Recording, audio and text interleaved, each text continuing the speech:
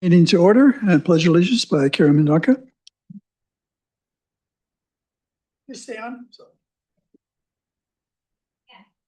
I pledge allegiance to the flag of the United States of America and to the republic for which it stands, one nation, under God, indivisible, with liberty and justice for all.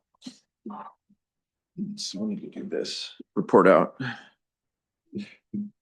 In the closed session, we did have a student case 2616, and it was moved by Trustee Velasquez, second by Trustee McAllister, and carried unanimously for approval of the motion.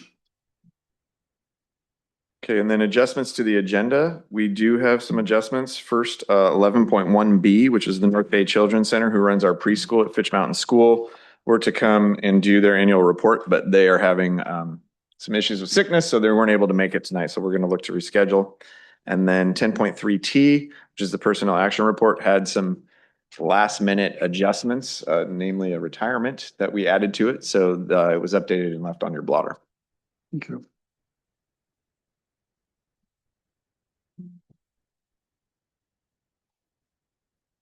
Celebrating our success. Healdsburg High School Junior Internship. Director Dougherty? All right. I guess not. Yeah, Dave Hubble is actually going to get it. Dave is a celebrity now. You're going to find him in your mailbox on a magazine. You did notice that. Yeah, I haven't gotten it yet, but I heard. Oh, okay, great. Hey, thank you again for having us back today. I know we have a packed agenda, so we're going to have a little different format as far as hearing from the students, our fabulous juniors, on their experiences. I will have three with me, or I have three with me tonight, and they'll each come up and take about 3 to 4 minutes to talk about their experiences. We're not going to be doing charts, so it'll be a conversation, and then we can have some Q&A, and I know you guys will move on to the next agenda. So it's great to be with you again. Some exciting changes for me running the program is we had 2 new teachers involved in the program. The fabulous coach, Cav, Josh Kavanaugh, was running seminar, and then Mateus Lopez was running the AVID students. For me, that's critical because I've got teachers that are really on board and understand the nature of what we're doing is really coaching the students to be ready for this awesome experiences. If we don't coach them well and properly, they really can't take advantage of this. So I'm thrilled to have teammates, those 2 in particular, with me on this endeavor. So some quick highlights. What I see in terms of trends, in terms of industry interest, healthcare really is by far the top. And that leads to challenge. I mean, that's healthcare broadly, from nursing to med tech to sports medicine, to doctors, to hospitalists, to hospital administration. There's a lot of interest, maybe not surprising, in that area from our students. So this year I was able to have Healdsburg Hospital expand the number of students. We're going to 6. I think we can go beyond that. And then we also brought more students into Sutter Hospital. So I'm looking to grow that as well. Behind that, the second would be in the finance area. Broadly speaking, that's really understanding what a CFO role would be, and then personal investing in finance. We have a very strong internship in that area with more capital, but this year I was able to bring on Montage Office of CFO. So we had 2 students with them. Montage has been a great partner, like the city of Healdsburg, in terms of opening more departments for me. That just works better. And then thirdly, natural sciences is still a strong contender of interest, and that would be both environmental work to, research. Unfortunately, Bodega Bay Lab couldn't participate this year for a variety of financial reasons and reorgs, but I think we're going to get them on board for next year. So we kind of did some scrambling, but everybody found a place and it was successful. So real quick, some new partners of ours in this internship program. One, Canine Companions, headquartered out of Santa Rosa. Probably everybody knows about them. a fabulous organization. I didn't realize we had headquarters here, and their reach is expansive, and really every role that's done in an organization is down in Santa Rosa. So we had two with their marketing department, and I think we will build on that relationship. PG&E was a new one. We had one student go with them to basically see what a lineman looks like. That took a lot of back and forth, and we've spent a lot of time with their legal team providing the right documents to get sign off. But we did it. And then I brought a new heavy equipment mechanic industry that works on CATs, those large construction vehicles that you see on building roadways. So we had a student there. And then we had KRCB, our public radio station, take one of our students who had an awesome experience there. So exciting to see the program build, and the momentum is great, and it's been great working with the students. So with that, I'm going to pass it to Sana to tell you about her experiences. All right, Sana. I just wanted, the update is great. All the community partners that we're building, and I appreciate that. Thank you. Yeah, thank you. Hello, good afternoon. My name is Sana Katsuki, and I did my internship at Sutter Hospital, specifically in the diagnostic and imaging department. So in my future career, I want to be a radiologist, and this is like a career path I have known I want to be since freshman year. And I'm just really happy that I was able to get the internship at the diagnostic and imaging department as my first choice. If I didn't get that, was just going to be at the Healdsburg Hospital. But going to Sutter Hospital, I got the insight on what a radiologist do and the different type of departments in the radiology department. So when I first went in, I only knew what the regular radiologists do, the diagnostic radiologist who just sees x-rays and diagnoses what's wrong with the patient. But when I was there, I also met a doctor. His name was Alexander Page. He was an interventional radiologist, and he actually did surgeries on people while using live imaging. And I was able to actually see one happening, and that was just an amazing experience for myself, and it just really made me think that this was the right career path for me, and I wouldn't have been able to do this without the junior internship program. As well as being there, I also met people who were working as radiology technicians. They were the supporters of radiologists, and they don't have they're not doctors, but they really had a really big role in the hospital, as they took care of patients that radiologists didn't see personally.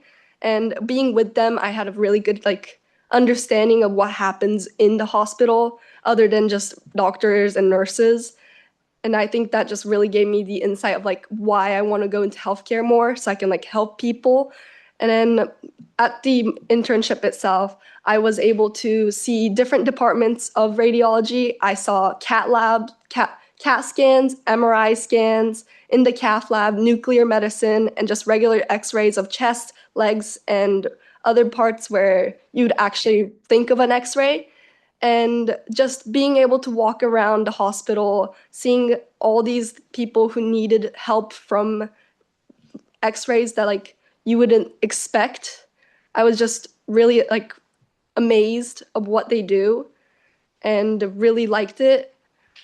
I also want to just thank Mr. Hubble for letting me have this internship at Sutter Hospital, because I did reach out to him and tell him that I wanted to do a radiology internship. So he worked really hard for me and two other students who were able to go to Sutter Hospital. And I think we should just keep doing this, because it just really gives students, especially juniors who are thinking about college now, an insight on what to do in the future, and just an amazing opportunity for every high schooler that I think should be able to get this opportunity. Healdsburg is really lucky to have this, and I just really liked my internship. I saw a few procedures that might be a little bit on the higher side of maybe a student shouldn't see, but it was it was super nice. My favorite was a biopsy, which is, if people don't know, where you stick a really long needle into either your lung or liver while using a CT scan, and take it out to see, get a small piece of tissue to see if they have any cancer cells or other issues with their body. So it was just an amazing experience. And that was my experience there. And I want to bring it to Eli next. Thank you, Sana. Hello, good evening. My name is Eli Zepeda, and I went to the the Santa Rosa Sports Clinic for athletic training. So what I ended up doing at the Santa Rosa JC was I thought I'm just gonna sit in a room. I'm gonna be with an athletic trainer. I'm gonna be just talking to him, maybe learning a little bit, maybe taping up. And I came to realization quickly that I was completely off. The SRJC works as a actual hospital, so athletes have to book appointments with specific athletic trainers that I got to work with. And I got to work with almost each trainer that was at the location. And I got to find out that athletic trainers really have a hard job with all these athletes that come in because some athletes weren't cooperative all the time. And I got to find out that a lot of them voiced their opinions about their injuries and it wasn't very friendly. And I also got to meet a lot of people from different countries. They actually have a lot of players from Africa, Europe. I met a couple of players from Japan. And something that I really liked about the program was that they never put me aside and told me to just watch and everything. They kept me involved all the time. And I was really grateful for that. And alongside of that, I got to participate in in a baseball game and a softball game where I got to be on the sideline watching with all the athletic trainers and the students that work there too at the same time. And in my time there, I did get to see one procedure, which was a concussion protocol from a different player not on the JC who got hit by a bat. And I got to go on the field and I got to see the protocol. And we ended up carting him off. And due to us having students and a professional athletic trainer who knows what he's doing, I got to learn on the go. He explained it to all like the students that were there and to me aside, and I went and I asked more questions about it. And I didn't really know that I wanted to do this career afterwards, but after my 3 weeks with the internship program there, I found out that I have a passion of helping people, helping athletes, and I want to continue doing this. And today I signed up for more classes and I talked to my intern, Dr. Monica Okubo, about continuing shadowing there, maybe perhaps getting a career in that too. And I also want to thank Mr. Hubble and Mr. Kavanaugh for the experience because they kept on pushing me to, give it my all. And I want to pass it off to Brianna and thank you. Thank you, Eli. Hello, my name is Brianna Cortez Sierra, and my internship was at Alia Labs. So this firm basically works on fiber optics. So they take these thin layers of different kinds of metals and they deposit it onto glass to create lenses for phones, watches, and even lasers. So it was really cool to walk onto the space where they work on all these machines and see the big chamber do these, and there's thousands of tiny layers. So seeing that firsthand was super cool. And I got to work with another student on prepping different materials to make a cooling system for the chamber. So we used a chop saw to chop this like 12-foot rod into the measurements we needed. We used this thing called a lathe to drill a hole inside of it. And then we phased it to make sure it was like nice and straight. And I also got to use this tapping machine to give a thread to, kind of hard to explain without an image, but this piece of metal so that the screw could actually stick in. So it gave it like the little swirly pattern. And just learning how to use these machines and work with my hands were super nice. And what was super fulfilling was assembling the final product and knowing that Alia Labs was going to use like this product that we worked on for 2 weeks, and it was actually going to stay in the chambers and serve a purpose. So that's what I did for the first couple of weeks. And then for the rest of the weeks of my internship, I worked with a software engineer named Yessie, and I got to work on Ignition, which was the software interface that they use to control these chambers. So while I was getting a tour, I saw that connected to the chamber was this computer screen with all these different buttons and icons. And it was super easy for the engineers to just click a button and change the kind of metal or change the process that was going on. And so it was really cool to see how working on the computer and doing something digital can change something in the real world. So I really enjoyed learning how to navigate that interface. And it made me realize that I don't just want to sit at a computer and code some stuff, move some icons, which is fun, but I also want to get up and work with my hands and build these things. So I'm interested in computer engineering, so seeing that was super cool. And I talked to one of the engineers and I learned that there are travel opportunities as well. So you could go, for example, the engineer went to Afghanistan to set up a similar chamber and he stayed there for a couple of months to do that process and maintain it. So that was super interesting. And I got an offer to go back to the summer and work there or do another internship there. So that was super nice. And I'm super grateful for this experience. I've shared it with family and friends, and they're all really impressed that our high school offers this. And I realized, not every high school offers this. So I'm super grateful that I can actually take the time during school hours to go out, explore different careers, and see what I want for my future. So thank you to Mr. Hubble and my teacher, Mr. Lopez, for guiding me through this process and encouraging me. So thank you. Thank you, Brianna. I just want to say thanks to Dave, who coordinates all this, and Josh and Matthias, who's not here. Thank you for, like the kids said, for guiding them. Sounds like it was an awesome year and it's so fun to build. And Brianna, you're right. We're the only high school in Sonoma County that does it. So it's a great opportunity for you guys and you guys seized it. So thank you for sharing. Comments, thoughts? Great job. Thank you. The three of you for your That was presentation great. and Dave, thank you. You guys are great. Program is great. I was there at the internship and I won't get into my experience, but it was great. So thank you all and let's keep it up. And I appreciate y'all reaching out and pushing. I want to go to radiology, set me up and he did. Good job. Thank you.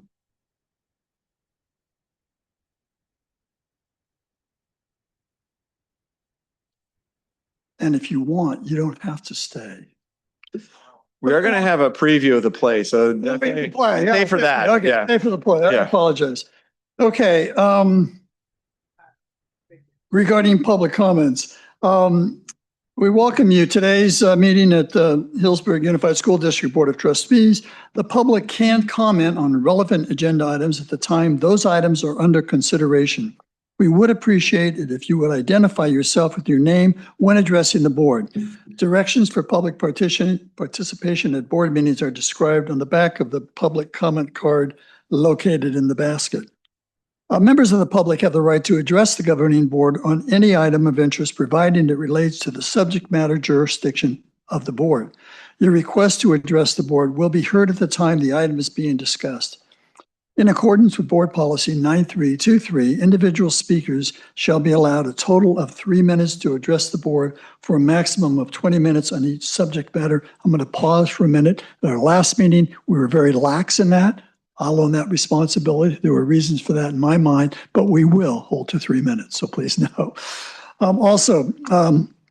If perhaps you have a complaint about a specific employee, please follow our complaint procedure, which means reporting it to an administrator in the district in private. Naming an employee in a specific complaint, if you did that here, would preclude us taking any disciplinary action. So please adhere to that. That said, let's move on to Consent. it is consent. Thank you. I was looking for the play, but when the Plays next. Yeah. Let me read this. The purpose of a consent agenda is to expedite governing board action on all consent agenda items, which do not typically require discussion. Items pulled and thereby excluded from the consent agenda will be acted upon individually. Any items can be removed or deleted or held for discussion from the agenda by the request of a board member. Are there any items that we need to pull? I'm just going to make a comment without pulling it. I just want to note, and I applaud the students and the teachers that are going to the Model UN conference. I think that's outstanding. But that said, do I have a motion? So moved. Second. All those in favor? Aye. It is unanimous. All right. So we did the agenda items and we have student learning, Healdsburg High School theater performance. So Monica Chavez is our theater teacher and director, and she's going to introduce this for us. Hi, everyone. My name is Monica Chavez. Yes, I'm the theater teacher. We are so excited to be here, and we are so thankful for to be invited. We've only been a program for 2 years, but this is our first time, and we're so pumped about it. We have our performance this weekend. So we open Friday at 7 p.m., Saturday at 2, Saturday again at 7, and Sunday at 2. And I'm so excited to see all of you there. Absolutely. Yeah, okay. Our kids are going to be performing a few scenes from Lost Girl by Kimberly Bellflower. We do want to face our audience, and we were hoping if you guys would become our audience. Ladies, let us step to We're the going to back. set up. Thank you so much. Watch your foot and we can unplug. Oh, are you done? Yeah. Yeah, so that you don't have to. Thank you. But thank you. It'd be embarrassing. Not charged.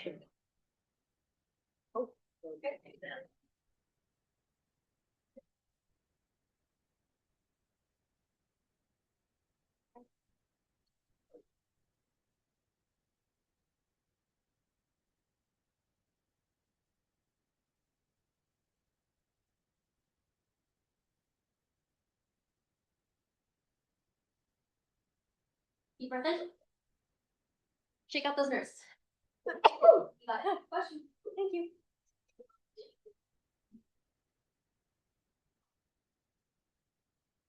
The first time I saw him shadow first. I was pretending to be asleep, but I wasn't asleep. It was around the time I stopped thinking that staying up late was a victory. It was an awfully long time. Did you hear? Do you know about the girl? Wendy. That girl and her 2 brothers. Michael? John? All 3 children gone. Taken. We don't know if they were taken. They're only children. They couldn't have gone far on their own. The window was open. But the doors were still locked. Can you imagine? I just can't even imagine. Their poor mother. They've been gone for how long? A week? 8 days. I'm optimistic that our leaves will pay off soon. Now, please, just one more time. Was there anything different about that night? The last time you saw them? It was supposed to be Wendy's last night in the nursery. They were in their beds, side by side by side. The nursery is a leftover name from a long time ago. They've all slept in the same room since they were babies, but it was time. Wendy was at that age. What age is that? When everything changes, when everything matters. Anything that happens is bigger than it would have been before, than it will be after. It gets into your bones and it doesn't leave. It starts around the time you stop wearing bows in your hair. I give myself 8 minutes a day to think about him. To remember. Uninterrupted, without feeling mad or guilty. Seems like a reasonable amount of time. 8's my favorite number. I've whittled it down over the years. Maybe one day it'll be 5 minutes. Then 2. Then no minutes at all. Did you hear?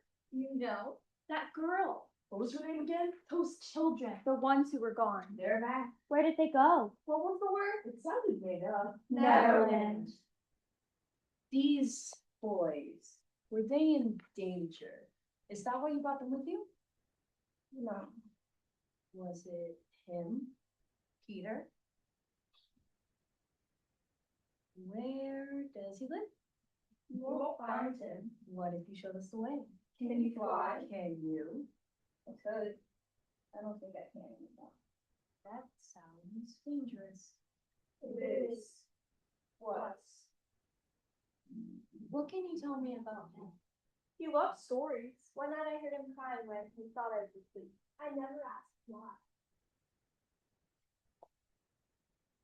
So, you feel he took something tangible from him. Something you could touch. Something you could feel. I guess. And how does that make you feel? Empty. And how do you think that made him Hold. Wendy, I know you've been through a lot. Doctors and detectives, newspapers and questions. I don't want you thinking this is therapy. I want you thinking this is friends. Someone you can talk to. You're wasting your time looking for these girls. Just try to water. I'm not scared. You really want to find them? You should go. Can't fly anymore. Not when you having thoughts and all pixie dust. Not up there inside. When I have something else I want to tell you. I think about you all the time. Because we're together like all the time. That's not why. I don't think about you the way I think about anyone else. You're so wonderful. I feel like I have to drown. You know what I mean?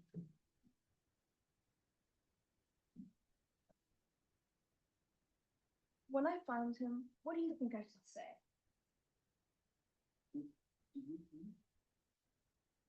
I did hear you. Thank you. But this is hardly the time or place you can figure out anything like that.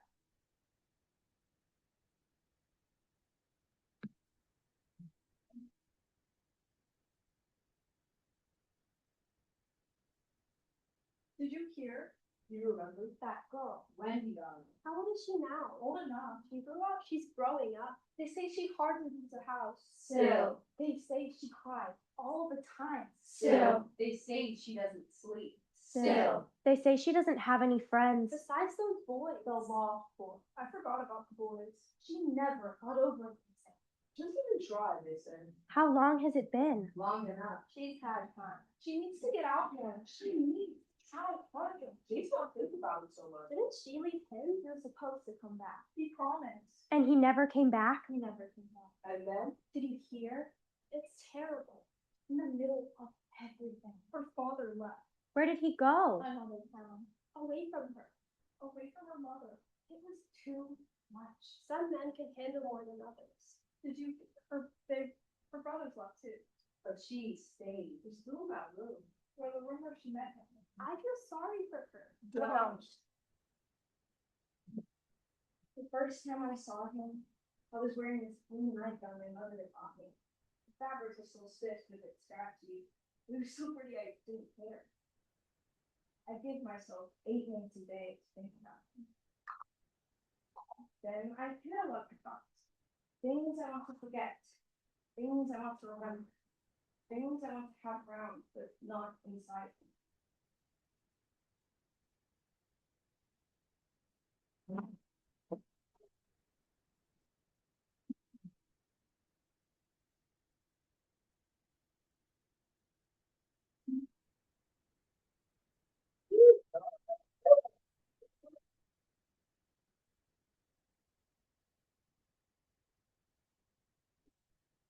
Thank you guys so much. We are so excited to share this with you. As you saw, it's a little bit of an adaptation of Peter Pan.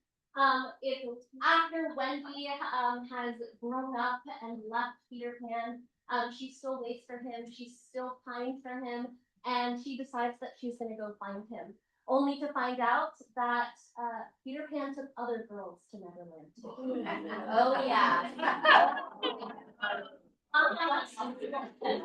really hope to see you guys this weekend. We're open Friday, Saturday, and Sunday. I can't wait for you guys to experience it. Now we gotta go. We have rehearsal until 9.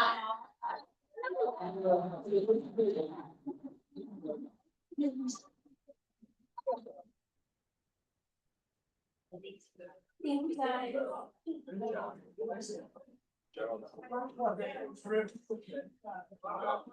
you.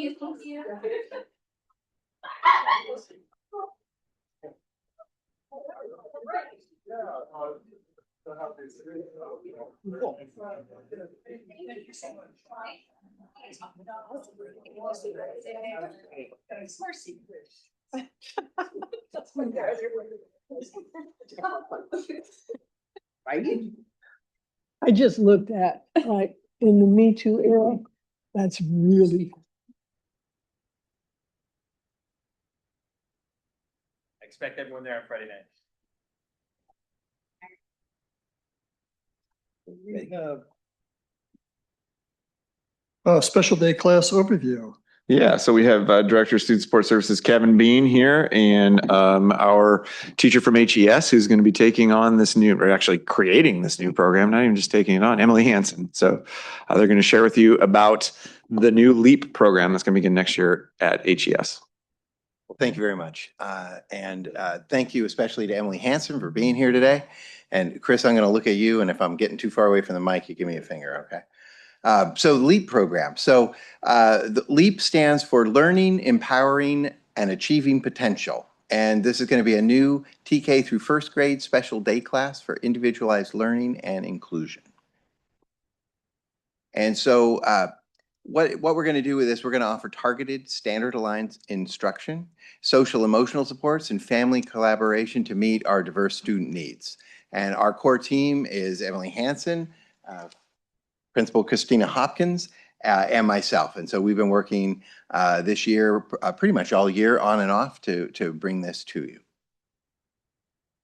So our mission and our goals, our mission is really to provide individualized instruction in a classroom community.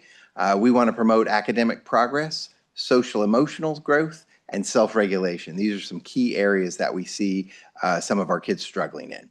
And so our key goals are going to be to accelerate learning, build independence, and ensure smooth transitions to inclusive settings.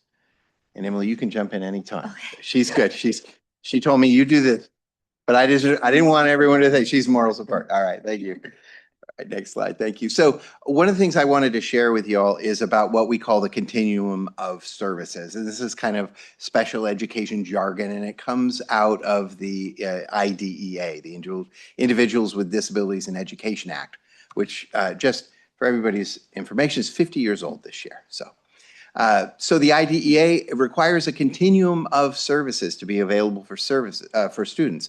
And so that means that we need to have services available for every level of support that students present with.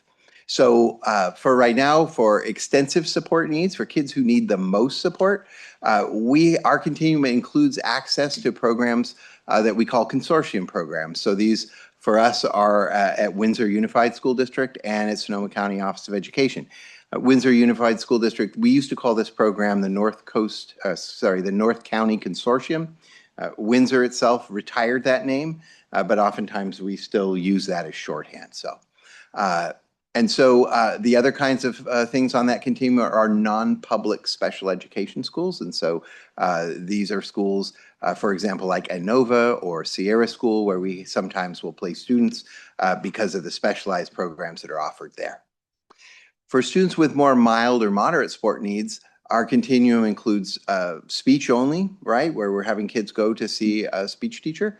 It includes pull-out academic support, and this is like when Emily might pull a kid into her room to work with them directly on their IEP goals. And also it includes push-in support with either teachers, we're doing with teachers more and more, where we're co-teaching, but also some push-in support that we do with our paraprofessional staff. What we lack is a self-contained mild to moderate support needs classroom. So that's kind of, and I've used this term a couple of times today in different contexts, but it's kind of a donut hole for us, right? We have lots of services for extensive support needs. Some of them are not at our campuses, and we have plenty of supports for kids with mild needs, but somewhere in the middle there, we lack a little bit, and that's what we're trying to create, is that level of support for those children. And so this is tied to what we call, again, some arcane special education terms, the least restrictive environment and educational benefit. And so the law requires that we address the least restrictive environment first. And we like to say that all students are general education students first. So they come to us, they're general education students, and so sometimes those kids need additional supports, and that's where special education begins to come in if students have a disability. And so regardless of that, as we identify the least restrictive environment, one of the pieces that has been neglected in the past across the country and was clarified somewhat by the Supreme Court in a decision a few years ago, is that students need to show meaningful educational benefit. They have to make meaningful progress in that least restrictive environment, or the guidance would be that the IEP team needs to reconvene to talk about what kinds of supports or goals might be needed in order for that student to make progress. So we want to emphasize that students have a right to an educational benefit from a program that they're in, and that really has three components these days: socially, behaviorally, as well as academically. And so structured for support. So that's what we're building here, is a structure that will provide these different levels of support. And so just to introduce our staff, of course, education specialists, Emily Hansen, and really Emily has done this for a while. She used to teach a day class for us. It was about 10 years ago, Emily? Yeah. Yeah, so a long time ago. We still have some students who are with us who are graduating this year who Emily had as little ones back at HES. We're going to have two amazing paraprofessionals in the room. They're paraprofessional too. Chrissy Fincher and Karen Walton have both been hired to move into that role. We have our speech pathologist, Danielle Elliott, our occupational therapist, Kristen Shepard, our school psychologist, Leslie Charlesworth, our counselor, Corey Cakeley, and of course our principal, Christina Hopkins. All of these individuals will work together to ensure that our students in this room not only get the support they need, but also are completely integrated into the school community. And so we have a curriculum which we identified earlier in the year, and which y'all agreed to adopt at a meeting maybe in January, December, January. And it's called Teach Town. And what it is, it's a standard aligned but differentiated curriculum. It's got books, paper, and pencil. And it also has an online component as well that Emily can take advantage of. All of the materials can be printed out if we want, but also it does come with physical materials and lots of sensory supports and other kinds of things that our kids are going to need. It actually will address all subjects as well. And I do, oh, look up there. I had a note for myself. We did board approve that in January. So I must be right because I put it in the PowerPoint. Kind of a profile of what the class would look like. So we're looking at probably 7 to 10 students. So we'll probably have about a 1 to 3 adult to student ratio, which is pretty typical for a class like this. We went out and visited some other classrooms in adjacent districts in Santa Rosa, some other directors I've worked with, and Emily and Leslie, we went out and we looked at some classes, and that's kind of what we're modeling after. Most of the students that we're looking at for this class will have either autism or other neurodiverse profiles.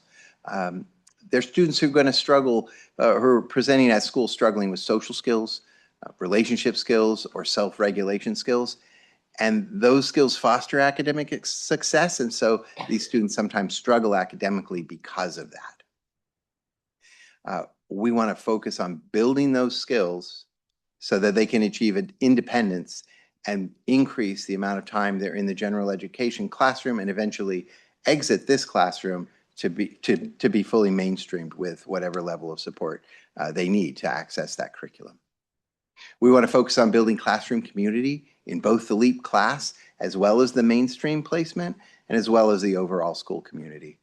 We want to focus on essential best practices. These are research-based techniques and skill sets that individuals who work with students with disabilities have or can learn in ways that are best practices that really support kids. And really all teachers, all people who work with kids, we want to move toward using these kind of essential best practices. That's kind of a larger picture. But we have a lot of partnerships with SCO and with our local SELPA and with the Supporting Innovative Practices program, of which we received a grant that will help us as we begin to adopt some of those practices, many of which Emily engages with all the time, whether they're labeled that or not. It's true, you do. And so going in and out of this class is an IEP team decision. And we're really emphasizing with this program parent input. That's always been an emphasis in IDEA, but here locally, we spend a lot of time working with our parents. That's kind of, to me, like the Healdsburg way, right? We want to know what parents think. We want to know whether things are working or not, and if they're not working, how to make them better, and if they are working, how to make them the best. So the space. So we're working on building the space. We had a big meeting earlier. We had our kind of our whole team together. Principal Hopkin was amazing in helping keep us all on track. It's like herding cats. She has to work with special ed guys. We're all over the place, right? We're always thinking, what can we do to make things better, you know? So we were going to have a dedicated classroom space. We're looking at the kinder wing and in the remodel because we really want to have restrooms embedded in the classroom if possible. That's typically the best practice because one of the biggest self-regulation issues we have for kids at this age when they have disabilities is that they tend to flee the space where they don't like things, right? They vote with their feet. And we call this elopement at school, right? So they run off, they elope. And so having the restroom embedded in that classroom is really helpful because it requires one less transition when the kid needs to go to the restroom. And so that makes it just a little bit easier to keep track of things. So that's something that we're looking at. We're hoping to get that to happen, and we'll see how it goes. Sensory support furniture and devices, we're looking at identifying those and getting those ordered and embedded in the program. In the class, we'll have a lot of communication supports, and Danielle Elliott is helping us with a lot of that and working with Emily on that. We're going to have multimodality communication systems in place, including no-tech, like those little picture icons you might see teachers with, as well as high-tech AAC type devices, which the cost of those has come down dramatically over the years, making that very accessible and a way for many children to begin to learn how to communicate, to learn that communication is a two-way street. And that's part of the problem for kids who don't communicate that much, because if nobody's communicating back to you because you can't talk, you don't see any value in communication, right? So our teachers are working on, Emily and Danielle, they'll be working on, sometimes we're working with sign language, sometimes we're using those icons, whatever we can do for that kid to feel that they're communicating to the adult and that there is a commensurate response to that communication so that there's a feedback loop so the child learns what it means to communicate. That's the beginning of all of this. So embedded speech, SEL, and OT services, so we're going to have that social emotional support embedded in the program with Emily. We're going to have speech. We'll come in and work with the children in the classroom, as will our occupational therapist. So we basically embed all that into the classroom so that that's happening all the time everywhere. We want to have meaningful mainstreaming time. And by that, what we mean is we want that child to feel a part of that classroom community as well. And we want them to begin to be able to feel safe in that classroom so they don't have to feel like they need to use some of the tools that by this time are very successful, like eloping or yelling or throwing things. We want to not have them have reason to do that. So that's kind of what we're doing. We want to teach them how to kind of be in the world and then have them go out into that other setting where it's a little less structure and begin to practice those tools. If we can't practice those tools, we don't get better at those tools, and then we don't make any change, right? So we want that growth all the time. And finally, we want to emphasize access to all aspects of the school community. We don't want these kids to be seen as out in the back wing, away from everything else, not going to the all school activities, missing the assemblies, those kinds of things. We want these kids to be included and for every student to see them as just like any other student. That's a really important part of this. So how are we going to know whether this is working and what are the outcomes we're hoping for? We're going to monitor individual student progress via progress on IEP goals and progress on the curriculum, and that'll be Emily. She'll be working frantically with that because we're going to want to make sure they're making progress, and then if it's not working, we're going to try and be figuring out what to do to make it better. Our program success, we're going to measure by student progress, by family satisfaction, by input and feedback from the families, increased amount of time being able to be successful in those mainstream settings, and a decrease, and this is really important to us, a decrease in referrals to restrictive non-public school settings or other settings outside of the school district. What we want to do is bring kids closer to the campus, right? We want as many kids as we can that are our kids to be able to be educated on our campuses here in town, right? And so we're doing some other things in the upper grades where we're doing more co-teaching and other kinds of things that are trying to keep those kids in the classroom. But in this case, what we're trying to do is bring them or stop them from going out to other placements because we don't have a placement that can make them be able to be successful right now. So. And so to sum up, LEAP is going to deliver targeted instruction, coordinated services, inclusion opportunities, and measurable student progress in a supportive, integrated, and culturally responsive program that we're designing to build community, independence, and most important, belonging. I think that's my last slide. Let's see. Ah, yes, and a little plug for the IDEA. Any questions that Emily or I could answer today?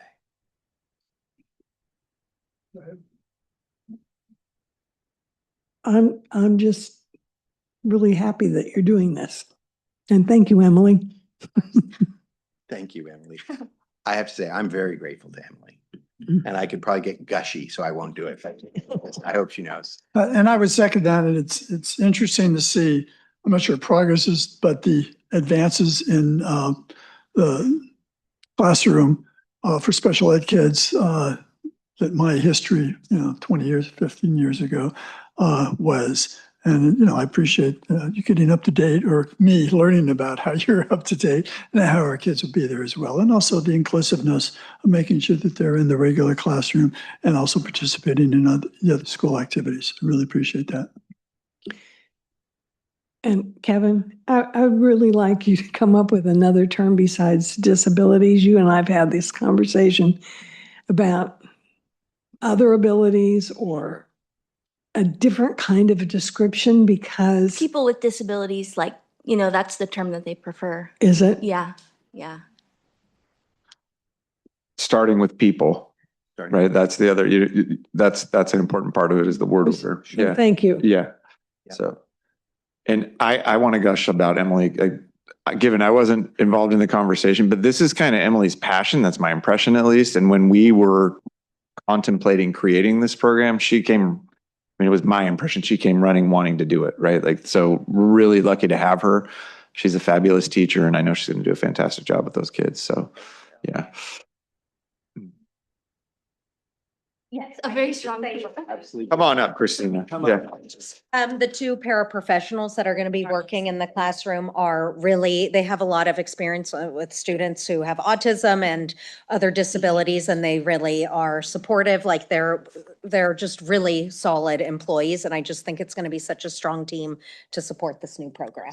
Yeah. And Principal Hopkins is in a great place to lead this. I've observed her to be absolutely excellent with students with disabilities, and really wanting to make sure that every student on our campus feels like they belong. So hat on to you. We're excited. Thank you. Math correction to the DL.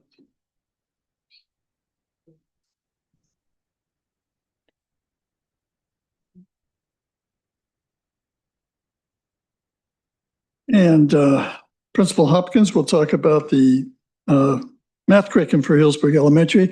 I will make a note to those who are here for the next item, the dual language immersion program. We had mentioned 6:30. Who knew that we have such a fabulous program, the children's and all the programs, but the children especially. So please bear with us as we go talk about the math program. Hi there, board. Tiffany Doherty. Just going to tell you a little bit about our process that we went through, and then I'm going to turn it over to these great folks who were really the committee that made it all happen. So the state of California recently reevaluated math instruction, came out with a math framework. And then in terms of beginning to implement that, then the state took a look at a bunch of different curriculum options and approved some of those options for schools to then adopt. We last adopted a math program at HES in, I think it was 2016. And so that was quite some time ago. It's time. So we involved teachers and the principal from the school. We also are taking a look at the junior high math curriculum, but they have not completed their pilots yet. But I'm going to turn it over now to the teachers and principal to tell you about what they chose and why. Okay, good evening. So tonight this is our math committee. We also had one other teacher. We had one teacher from each grade level.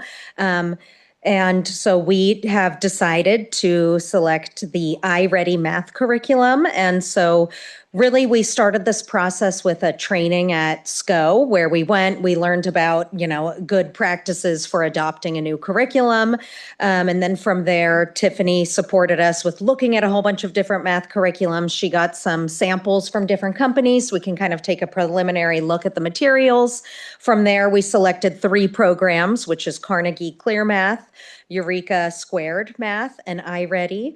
And so the teachers did a really good job thinking about, they wanted to do 1 unit from each program, which was about 3 weeks. So that gave us enough time to look at the student materials, think about the assessments, how clear and easy to use the teacher materials were, and just the instructional approach for building conceptual knowledge. And after doing the side-by-side comparison, which the teachers did a really good job keeping the whole staff informed along the way, they talked about it during their grade level meetings, at staff meetings. And I think some grade level teams, they also, other teachers, tried some of the materials as well, because we really wanted to make sure that people, felt good about this decision because it's going to be around for several years.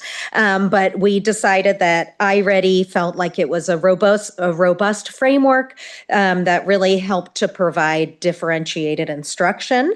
And so Ms. Hadley is our 2nd grade math representative, and Ms. Gomez is our 1st grade math representative, and they're going to talk about some of the reasons that we chose iReady. Good evening. iReady provides a built-in data-driven program of prerequisites and tools for instruction that makes it easy for teachers to lead small group sessions and targeted reteaching. We met the needs of every learner with this program. It identified specific gaps in real time that allowed us to pivot from whole class instruction to individualized support. This wasn't just a quiet desk work program. The curriculum emphasized a lot of discourse, so there was a lot of talking with your team, talk and turn, sharing your ideas at the board. It encouraged students to explain their thinking and collaborate with their peers, which is essential for our English language learners and our developing thinkers. One of the things that my 2nd grade students loved was the unit that we piloted for iReady was on place value, and they had to learn 4 different strategies, and they had to be able to show the different strategies for different problems. So for each problem, I would say who used a number line and who used a quick pick and who did the expanded form. And then the children would volunteer to come up and show how they solved it with their individual strategy. So it was really great to have student leaders who get up and sometimes explain it in a way that the students understand better than when I'm standing up there talking to them. There were a lot of digital games that came with the program, and they really enjoyed that part. There were hands-on centers that fostered a positive culture where students stayed motivated through play-based mastery. The program had a lot of visual supports and scaffolds. There were tons of slides. The whole lesson was on slides, and they could come up to the board and write on the slide. And it was very interactive for them. They were super engaged with this program. They loved it. They enjoyed all 3 programs in different ways. They wanted to know, can we vote? I said, you can vote, but we might not pick the one that you like best. But we ended up really, really liking this program, all 3 of us at all the different grade levels. But as I say, all 3 programs were really wonderful. So thank you. Good evening. And to add on to what Maria just said, there was a weekly quiz associated with every single lesson, which I really enjoyed. I was able to see which students were still misunderstanding certain concepts, and I was able to catch it early on so I could address it the following week. The workbook materials were very engaging and very student friendly. They were very colorful, but at the same time, not overstimulating. And they followed a repeated sequence and pattern from week to week. So students, once they got the routine, it was much easier to kind of just continue with the content. There's a lot of different like avenues to access the learning. So there was all of the lessons that were direct instruction, but there was a lot of weekly team and partner activities where students had to explore the concept that was being introduced for the week.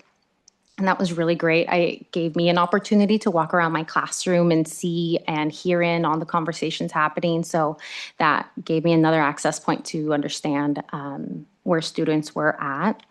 And then one other like really important thing we talked about as a team was selecting a curriculum that was sustainable and accessible also for teachers. I really enjoyed the teacher platform that iReady came with. They called it the teacher toolbox, and it came with so many resources for reteaching, supporting. So during my intervention block, if I had students that were still struggling with a concept, I was able to print out materials. It was differentiated with below level activities, on level activities, and even some extension opportunities. Something I really liked was that for those intervention activities, it gave me lesson plans from the kindergarten curriculum. So if the child missed something from the previous year, I was able to access it right then and there rather than having to go down to the kinder wing and have to ask for materials. So it was very user-friendly in that way. And it just gave me a lot more time to focus on the direct instruction. I knew exactly where to go online and access all of those materials.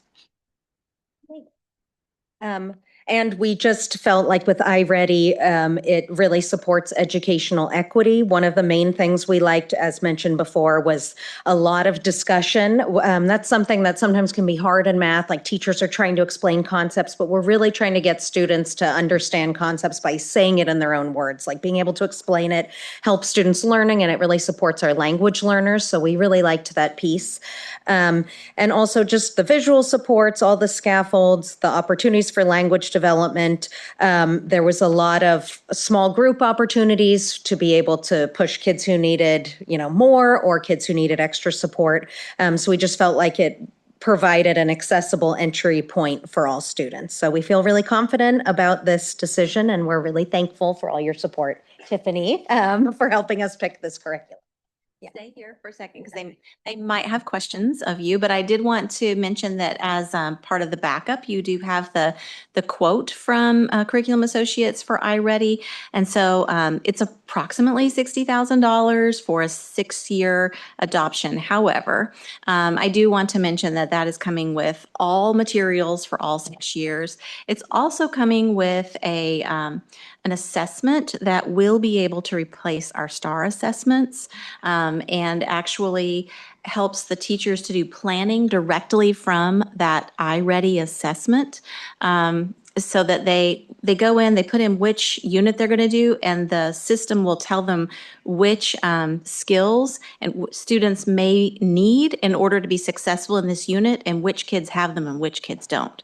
And that's pretty phenomenal. And that's all with like just a diagnostic test. And so it stores that information for that period of time until they take it again, and then it refreshes. And then personalized learning on a digital platform is also included. That's not part of what the teachers are using for their instruction. It's personalized learning based on their diagnostic so that they can directly work on those skills in a center, for example. So it's kind of the complete package. And we are taking a look at using that diagnostic also at Fitch Mountain campus. They're interested in moving to that. There's also an ELA component for it. So we're pretty excited about this, and we feel like it's going to be kind of a game changer, bringing everything together where teachers can find things in one place. So kind of excited. You don't have to make a decision tonight. It's on consent for next time. But if you have any questions for us, we're happy to answer. Questions? The question. Well, your enthusiasm says a lot. And I have to say, I've heard a lot of summaries of new curricula, and this sounds really different. Like when I think of teachers having to create those intervention activities, and how do I, if this child's not getting this, what else can I do? And where can I go to find that? And thinking that that's all in one place sounds very, very powerful. And yeah, so I love the enthusiasm. Thank you. Yeah, I agree with Donna. I feel like I've heard a few of these and this was really good. And I really appreciated just your personal reflections on what worked in your classroom and for you as a teacher. It's just super helpful. You did a great job and it's actually super cool that you had 3 different curriculum that all were interesting enough to kind of pilot in your classroom and that you liked them all. And yeah, so I really appreciate the presentation that told us so much about the process and why you like it. It sounds great. Thank you. Like any of the 3, we couldn't really go wrong, like they all seem pretty high quality, but this one just stood out in some ways that we felt were the best for our school. Yeah. I do want to mention Amanda Borges was the kindergarten teacher on the team as well. She wasn't able to be here tonight, but That's great. Thank you. Maria and Patty, thank you for your time. Yes. That you invested in. Tell Amanda the same thing. Thank you very much. Absolutely. Yes, 11.1E, dual language immersion program.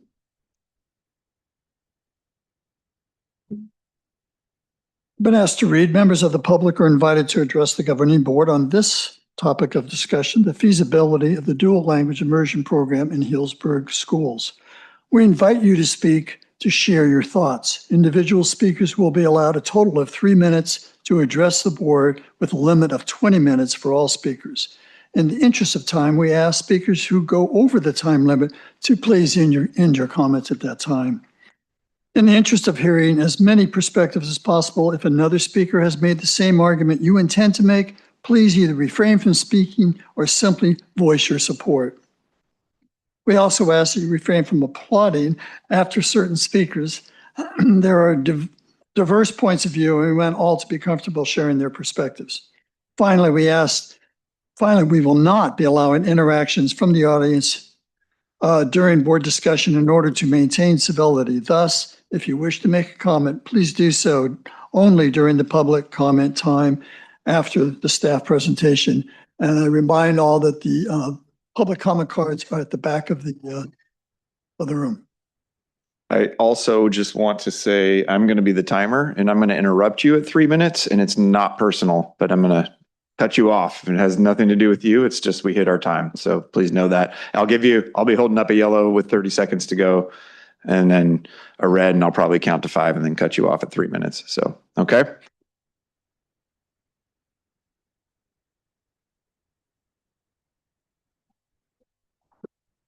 To be clear, Laurel will be timing. I will be interrupting. Yeah. Thank you. I can't do both at once. All right, so we are here to talk about dual language immersion. We talked about this last week, Thursday, at a lengthy board meeting with a lot of public interest. You can go to the next slide, or do you want? There's the clicker. You do no clicker? Okay. So just process where we are. We received a petition on October 20th, 2025 to conduct a feasibility study about immersion and the possibility of it in our schools. State law says we have 60 days from receiving it to conduct such a study. That is really hard on October 20th when you're looking at Thanksgiving and Christmas and the end of the semester. And so graciously, Natalie Winkler, who's here tonight and was kind of the leader of the effort, waived the 60-day requirement. And we were able to hire ATDLE, which is the Association of Two-Way Dual Language Education, to conduct the feasibility study that we did this spring. I do want to point out we did do 2 town halls in the fall. While immersion wasn't the sole topic that was brought up, we did talk about immersion at those town halls. We did talk about the possibility of strengthening the Spanish program. And so there was opportunities for public input prior to even having a petition regarding that. So we conducted the feasibility study. We hired, like I said, ATDLE, Kevin Chavez, who is a nationally recognized expert in immersion, came in, and he had a manner in which he's done this in other places, a process that we adopted. We went through it, and then last week we presented the findings of the study and got input from the public. Go to the next slide. So the core question in all of this that we need to answer is, and it got a little, I won't say it was convoluted on last week, but there were a lot of diverse perspectives, right? And we kind of lost track of what the question is that does need to be answered as a result of the petition and the study. Is it feasible to implement dual language immersion in Healdsburg in the immediate future? We really need to focus on that and make a decision. And so I just wanted to draw your attention to that. Oh, there's the core question. All right, report findings. So the report that was done by Kevin and ATDLE indicates that right now DLI is not feasible, and therefore the district should not implement. We should delay possible implementation until some of the obstacles that are in our way have been overcome. Some of these obstacles, as were cited in the report, we have historical issues in our schools regarding segregation and equity. This is not only happening in our schools, it happens in our city, it happens in our community, and those are roadblocks, things that we need to address. There are risks that we know well in having a strand model. And I want to stop here and say, this is never has the conversation been about the value of immersion, right? You're not going to find a person who's more pro-immersion in this room than me, with my experience having been a teacher or principal, my own children going through it. Immersion is a good thing. However, a strand model in Healdsburg schools, according to the study, my own personal belief, is not a good thing because of the way children will be left out, the way that it will be perceived, the inequities that will come from it. And so we need to find ways to overcome that limitation if we are ever going to be able to consider immersion, in my opinion. We have limited bilingual authorized staffing, varying teacher readiness around immersion. We have also a need for Spanish language curriculum expansion. We need more materials in Spanish. If we were going to do an immersion program, we just had math come through, right? If we were going to do immersion math, you're buying a whole nother set of math curriculum, right? So we're going to pay $60,000 for grades K2 to have math curriculum. And when you consider all the subject matters we have, it does add up, right? So that would be a commitment in terms of resources. Also, the libraries would need to be ramped up because we don't have books, the libraries, the reading material that we need for students to access Spanish if they're going to build the literacy skills throughout the grades in Spanish. We don't, at this point, and never did we in the prior immersion program, have a clearly defined middle school pathway. It is my opinion, if you're going to do immersion, you ought to do it through 8th grade to realize the full potential. All the evidence and the research for immersion supports that. And then finally, like I alluded to, not only with curriculum and materials, but there's significant financial investment with ongoing professional development as well. So those were the findings that were outlined in the report. They are obstacles. There are some we could overcome relatively quickly, I think. There are some that are going to be harder to overcome. Some of them, I'm not sure we can overcome them in the immediate future when we get to talking about the nature of elementary school choice in Healdsburg and how a two-strand model in our very small elementary schools would play out, who would stay, who would go, who would be in the class that is not immersion and what that looks like. So moving forward, I wanted to highlight if in the staff recommendation as outlined in the board packet is to take the report at what it says and to adopt a stance of we are not going to do immersion right now, and we'll look at it again possibly in the future. But if we're not doing immersion, then what, right? We're hearing very clearly from our community the desire for increased Spanish rigor and instruction, right? This predates immersion to an extent, but was clearly being heard before we even received the petition. So I wanted to point out on February 18th at our board meeting, we presented a draft strategic plan for the district that we're still working on and we'll bring in June for final approval. In that draft strategic plan is this whole area, there's 4 goal areas, and one of them is entitled Bridging Cultures. And in the Bridging Cultures area is the bullets you see here, right? So developing language development strategies, improving Spanish instruction at every grade, a seal of biliteracy pathway beginning in the 5th grade, which is something we can do. So last week we heard quite a few speakers talk about the reality of Latino students losing their cultural identity because of their lack of Spanish skills, but there's more to it than that. It's just simply celebrating their sustaining, that is the word now, culturally sustaining who they are through our schools. So making sure we have accurate representation in our student body and school leadership, that reflects our demographics, making sure that we're celebrating and involving them in the school traditions and events. I talked about last week how the traditions, at least at Healdsburg High School, are very much positioned in the 1950s kind of white culture, and we could possibly change that. What does a Latino serving school look like in terms of homecoming? I don't know, but let's talk about it and figure it out, right? Recruitment of Latino and bilingual certificated staff, hosting events to bring parent groups together across cultural barriers. We've done a lot in these areas, and we continue to want to improve. This is stuff that we talked about before we talked about immersion, right? So this is on the table, and in my view, and I think the board's view, is going to happen regardless of the immersion decision.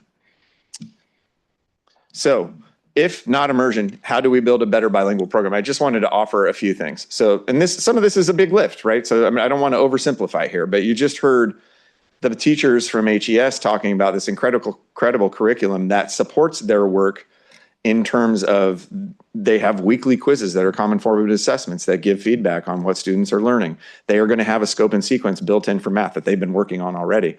We need to do similar work for Spanish. We need to run a PLC for Spanish and have, which is a professional learning community for those of you in the audience who don't know, have the teachers engage in what do we want kids to know at the end of 5th grade. So K5, or TK5 rather, what are they going to walk out of 5th grade? What is that seal of biliteracy from Fitch Mountain School going to mean they can do?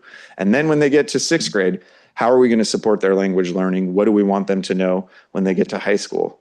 And my hope is that we could have most our students who have, and we're going to have to talk about, is Spanish optional or is it mandatory at the junior high? There are implications, right? If it's optional, I don't know why students who choose to take Spanish for 3 years couldn't walk into the high school ready for Spanish 3 at least. I think we can accomplish that, right? But it will take the teachers working on it and time and dedication and resources to enable them to do that. We already are extending Spanish options next year into 6th grade. We're going to monitor that, see how it goes and iterate. But that has been a hole in our Spanish continuum, right? I spoke about the 5th grade seal of biliteracy. This is something that came up in the strategic planning process. Tiffany has some ideas about how we can do it, and it is something that's recognized by the state, and we can do that. And then finally, addressing the lack of access to Spanish instruction for EL, for multilingual learners in grades 3-5, for our English learners who don't have access. I will say there has been a lot of work already done around the Spanish program. So it's worth noting, a few years ago, when Tiffany was principal at HES, she had an after-school Spanish for Spanish speakers class that she had kids involved in for 2.5 years, and then the teacher kind of burnt out and we couldn't replace the teacher. It doesn't exist now, but that's something that we could resurrect. HES now does have all its English learners also they're in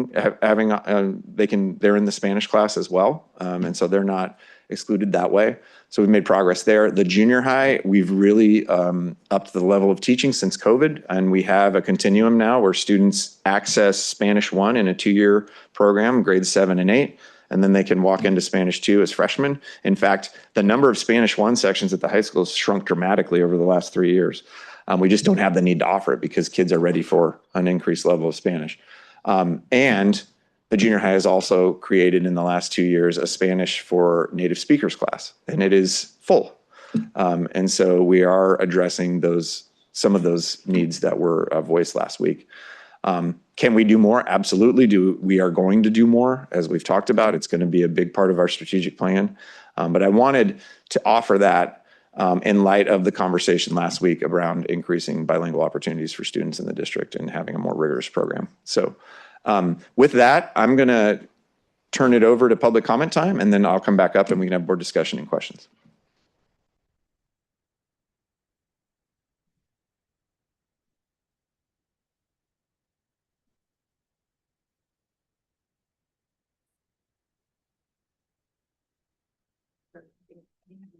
Natalie Winkler, please. It's just 3 so far. Hello again. What we learned from last week at the dual language immersion program is an overwhelming turnout with 40 to 50 parents, all in favor of a DLI program. So we have very strong community and parent support. Conclusions after 3.5 hours of talking. A strand model is not a good fit for our community for obvious reasons. Equity is top of mind, and I completely agree. If we're going to offer a dual language program or a bilingual program, it needs to be accessible for all students. That is very clear, and that is the only fair way to do it. So really, it's a win-win because we all want opportunities for all students to have the opportunity to become bilingual. That's the ultimate goal, right? We don't need to talk about if we want this, it's how we get there. So the question isn't the benefits of multilingualism because those have been backed by decades of research. We all agree that it is a huge benefit in many ways and throughout people's lives as they leave the district. But it's how do we do this? The parents and community of Healdsburg would like a timeline for next steps and a call to action to meet with the interest groups, including teachers. I think that they need to be more included in this discussion. We do have a talented, dedicated staff with experience in bilingual programs. What I would like is for us to work together on a solution that works for teachers, staff, parents, and students. I do not think that rushing a vote is helpful. I think that it is a disservice to the parents and the community of HUSD at this time. I think that we need more research and more information. I would like to see meetings scheduled that are focused on finding solutions to the known challenges, because if we can solve for the equity issue and we can offer a bilingual or dual immersion program school-wide, we have solved the biggest challenge that we face, and that's really been the sticking point of dual language. So let's have meetings and talk about solutions to the challenges. I have a few ideas. One of those could be a whole school dual language immersion program. There is a legal question to this. I've spoken with Hamilton outside of Chico. They started with a strand model and they are now doing whole school DLI with a 50-50 model. And they are the only public school, elementary school in their district. So that makes me think it is possible. There are over 600 programs in the state of dual language immersion. So let's find other examples. Let's ask a lawyer. Is it possible to have a transfer situation and have a school-wide DLI program? 2, Spanish is a core part of the curriculum, not an enrichment, not an elective, but Spanish every day. Core subjects can be taught in Spanish. This is a way where we can incorporate Spanish daily and have our kids get quality Spanish instruction and have a pathway to bilingualism. This is possible. I really want us to work together. I will add, if you had something written out that you wanted to send to us, we can share it with the whole board if you missed any part of it. So okay, yeah. I'll send stuff. We rushed you. Thank you. Danelle Nunez, please.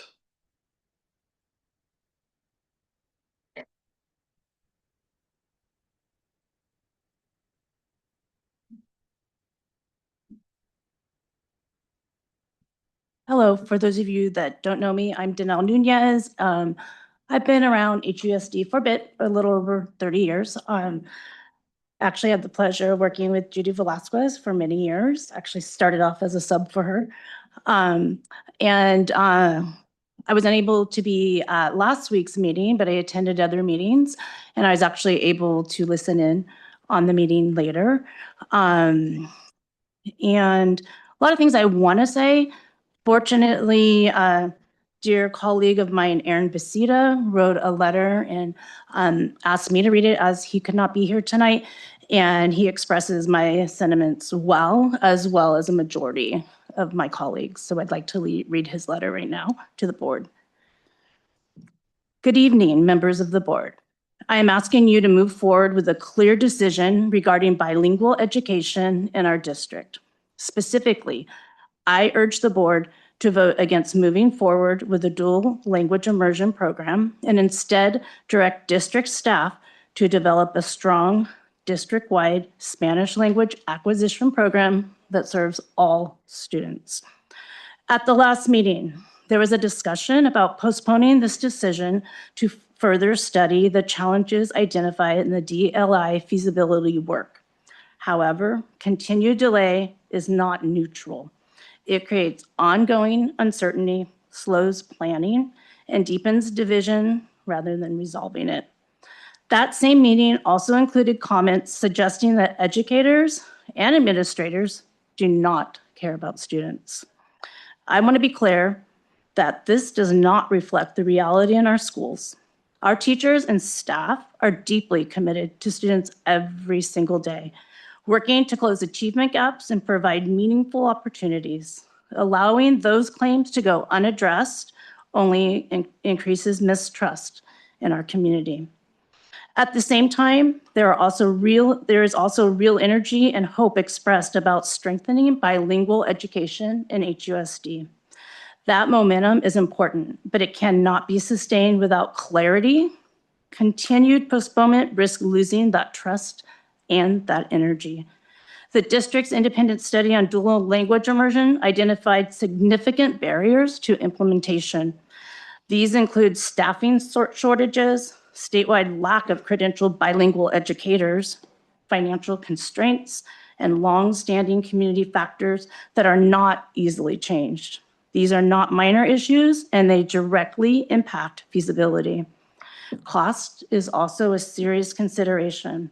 At a time when the district is working to manage resources responsibly, it is difficult to justify moving forward with a program projected to cost close to $1 million over 3 years. Yeah, if you There can is- finish your sentence. Sorry. Yep. It's 3 minutes. Okay. Can I finish it? Like, do finish it? I took part of his time. It has been shared with the board already in writing, Okay. so yeah. All right. So we believe our community is asking for access and equity, a model that only gives all students the opportunity. A district-wide Spanish language acquisition program ensures that opportunity for every single student while also allowing the district to build a unified system rather than dividing resources across the competing models. We have shown a district to be clear with vision. We are capable of implementing meaningful change that improves outcomes for students. That same clarity is needed now. For these reasons, I respectfully urge the board to bring closure to the discussion, move forward with district-wide language acquisition program. Mr. Thank you. Yeah, thank you. And that was emailed to me and I shared with the board yesterday, so they have that document. Crystal Lopez. Hi, everyone. Don't start my time yet. I just want to give kudos to the teachers who were at the meeting last time too, and stayed till the very end. It was a very long meeting.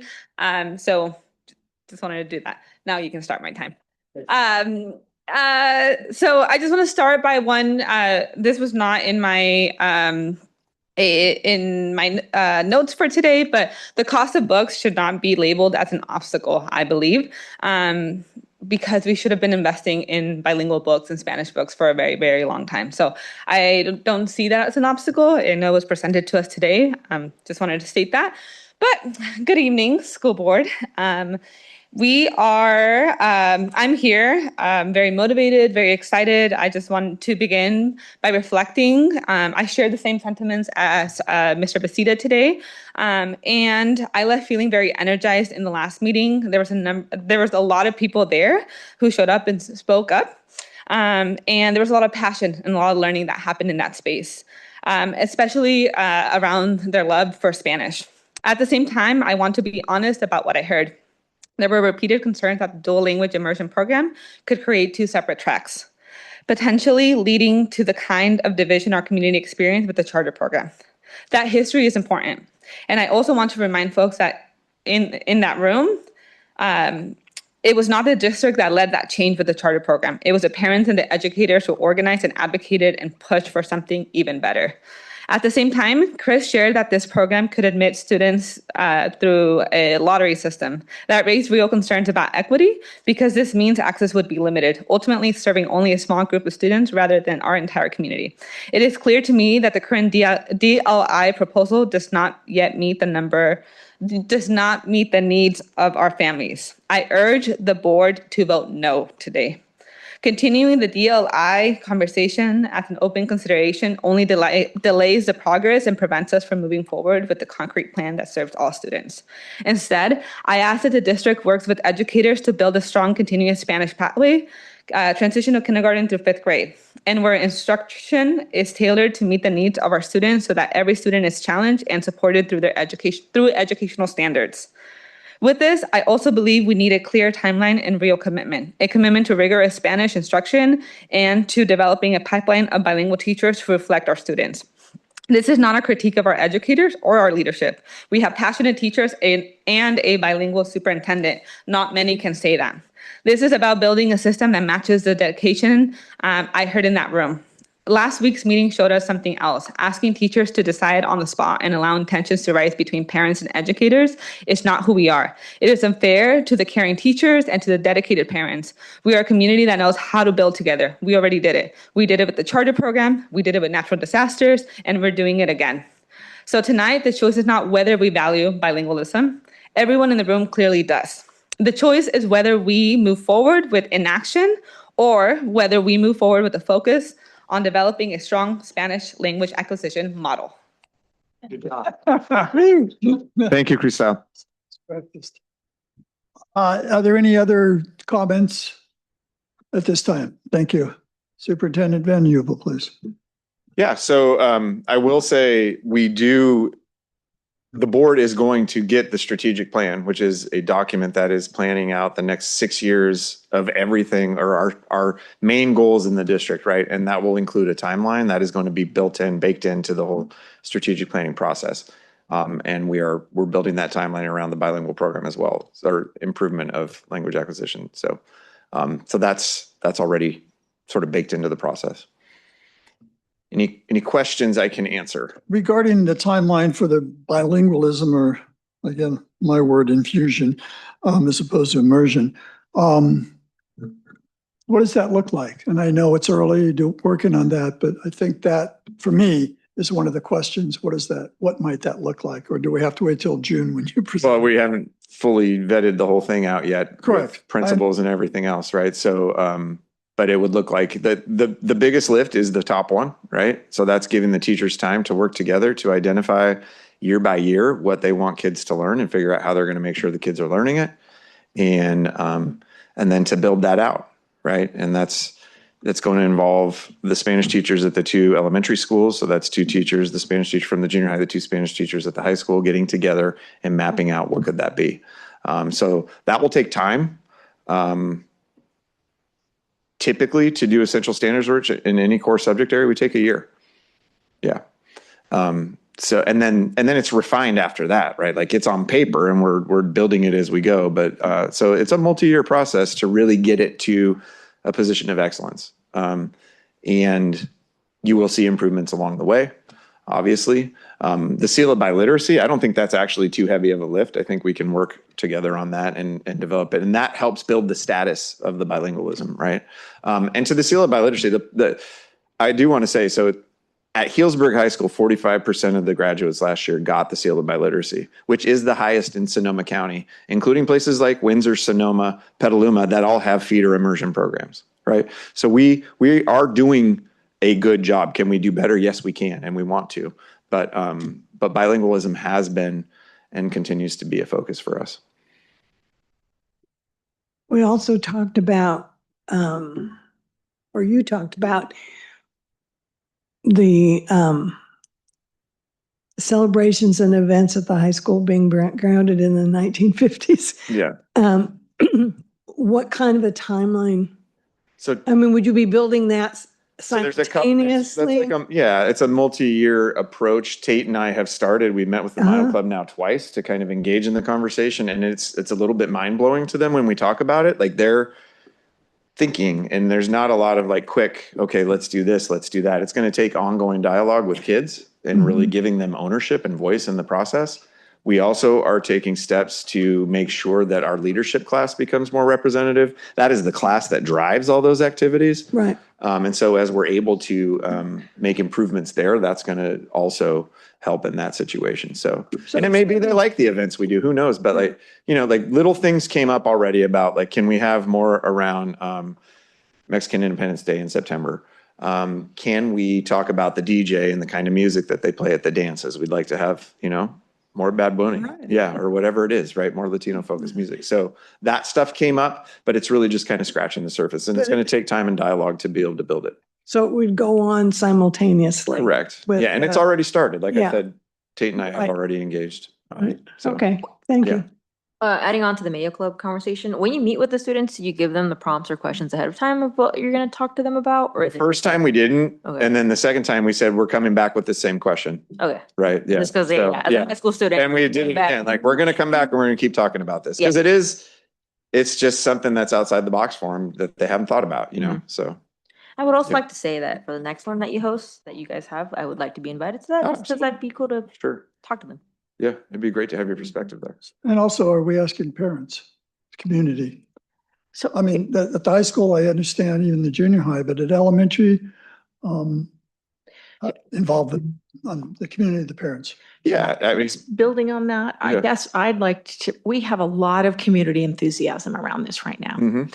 And that is like magic in a bottle, right? Like, so how do we continue to have that? How do we continue to have that engagement in, maybe it's not scope and sequence because that is really academic, but the other facets of this, because there are a lot of facets to this. And there was some discussion Thursday night. I think Aaron brought up the old IDTs, the design team, so that we're multifaceted and we're really looking at things from multiple perspectives and lenses around, doing visits to other schools, around looking at best practices.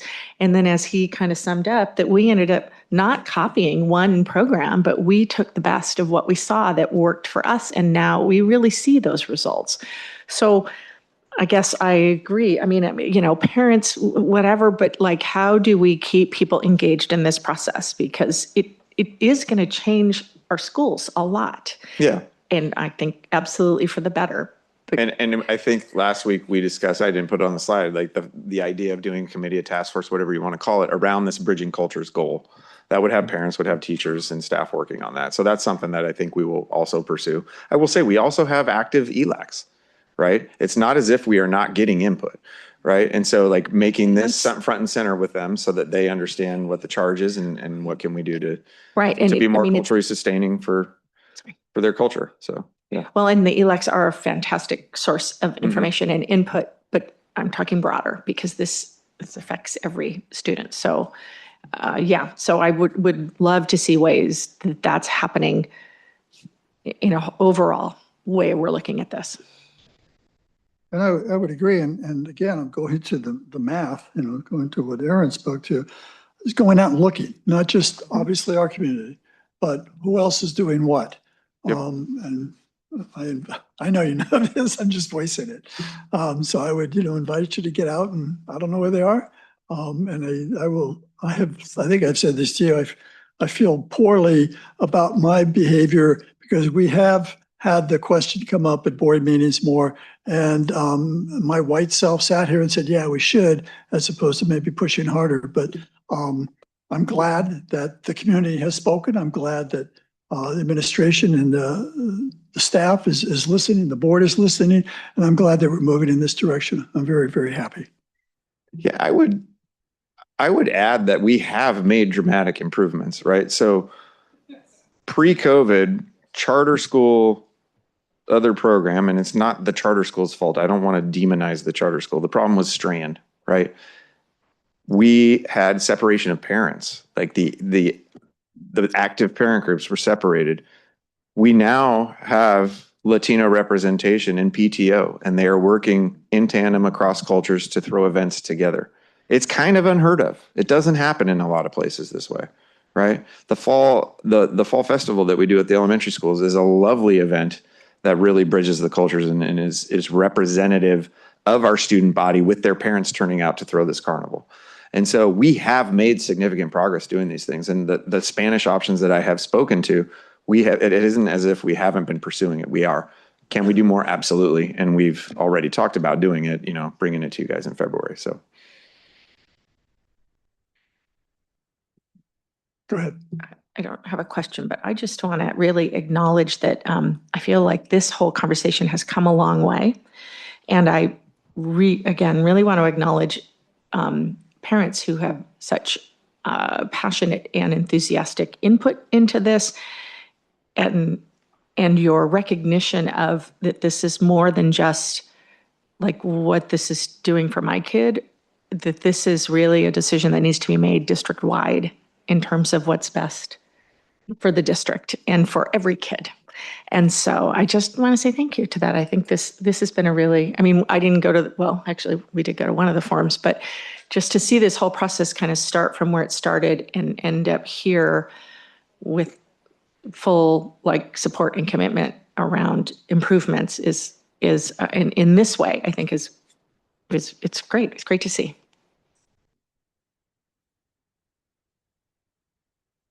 Any other questions or comments?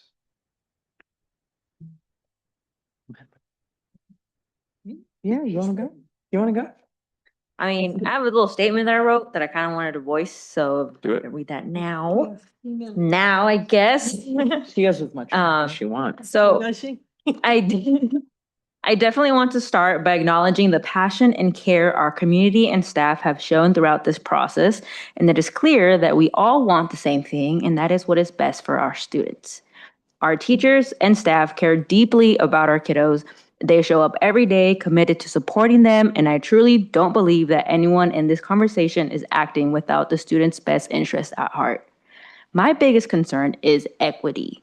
In a district like ours, with past experiences of inequity tied to strand models, I cannot support something that may unintentionally recreate this divide. Last thing we want is segregation, intentional or not, within our school community. As presented, this model would rely on a lottery system, which limits access and risks creating division within our schools. And as you guys know, in a lottery system, the only happy person is the winner. And so this is not equitable to me. At the same time, like voiced with everybody else, I strongly believe in the value of bilingualism. Expanding opportunities to students to learn Spanish is incredibly important and something worth investing in. As we heard, it opens doors academically, professionally, and culturally. Expanding all of these opportunities for all students would be a powerful and meaningful investment in their futures. I believe our focus should be on building a robust, district-wide Spanish language program, one that is accessible to all students. I would like to see our superintendent and director of curriculum and instruction lead this work collaboratively, working with our teachers, our staff, to design a program that builds on what we already have, expand language exposure across all grade level, and create a model that is uniquely ours.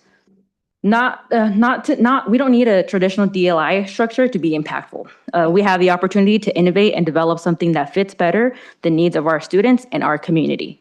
Creating a Spanish program with depth, equity, and sustainability.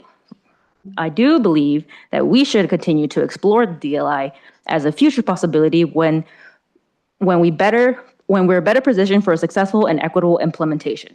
Our responsibility is to make sure that the decision that reflects our current capacity while honoring our commitment to equity and inclusion. So I believe that moving forward with a comprehensive Spanish language program while continuing to explore DLI is a future possibility, is the most responsible and equitable path for HUSD at this time. Our community has spoken about the importance of multilingualism, and I wholeheartedly agree. Our educators are ready. They've shown that they're ready, but we just need a clarity and direction on how to begin. And after reviewing the DLI feasibility study, listening to community input, talking to fellow alumni, and reflecting on our district's current realities, I do not feel that moving forward with the DLI strand model at this time is the right decision for HUSD.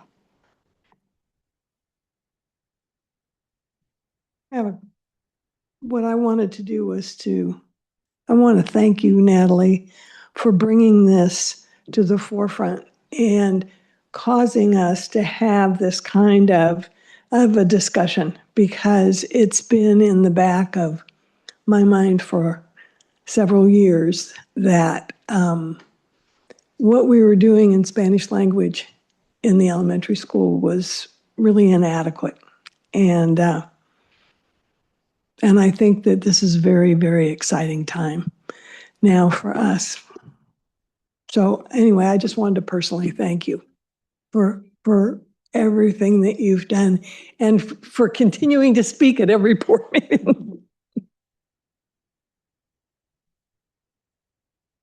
Well, I also prepared a statement, which I've never done before. Usually I'm an extemporaneous speaker, but I think, I left the meeting it was a very emotional meeting. It was an intellectually engaging meeting. There was a lot to pay attention to about our community. So it was like social, political, personal, academic, it was kind of everything. And I needed some time to process it and just make sure that I kind of wasn't referring back too much to my experience with the dissolution of the charter school and was, just using every bit of imagination that I have to look forward to what our students might be saying about their academic experience in 15 or 20 years. So I'll just read what I wrote. First of all, I'd like to thank everyone who participated in last Thursday's meeting regarding the possibility of a dual language immersion program in Healdsburg. Thank you to my colleagues on the board and our superintendent and members of the administration. To the community members who attended and gave public comment, thank you for speaking from the heart with intention and advocacy at the forefront. I'd especially like to thank the teachers that spoke openly with regard to this issue. I'm deeply appreciative of your dedication, expertise, and honesty, and your willingness to participate in the public process. I've spent the days since reflecting on everything that was said and integrating my own experience in order to come to a decision. I agree with the consultant's recommendation that a DLI program is not feasible at HUSD currently. Feasible is not the word that best expresses it for me, but it is what I'm charged with deciding on. I believe that if we were to start a DLI program now, we would be sacrificing hard-won academic, cultural, and social progress in our elementary program, and that the cost of compromising the years of consensus building, curriculum development, and unity of purpose would work against the future of our students and our community.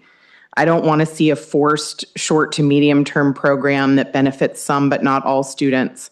It's divisive for students, staff, and families. I sincerely believe that we have the higher and more difficult mandate of creating a Spanish language learning program that reflects the strengths of our students and of our community. I do not believe that this program has to look like other programs in other districts. We have the leadership, community support, teacher expertise, and financial stability to create a program that prepares our students to excel in English and Spanish. I'd like to see the district concentrate all of our energy on moving forward with creating a program that reflects our goals and values and does not include creating two programs. I believe that a program built through consensus and careful collaboration will result in the excellence and longevity that will benefit our students and staff. I appreciate everyone who contributed to this vital conversation and look forward to continuing to listen. I commit to contributing in any way I can to the development of an outstanding bilingual education program that will enrich our students' lives and futures. And again, thanks to everyone for your advocacy and participation. That's all. I've made my comments.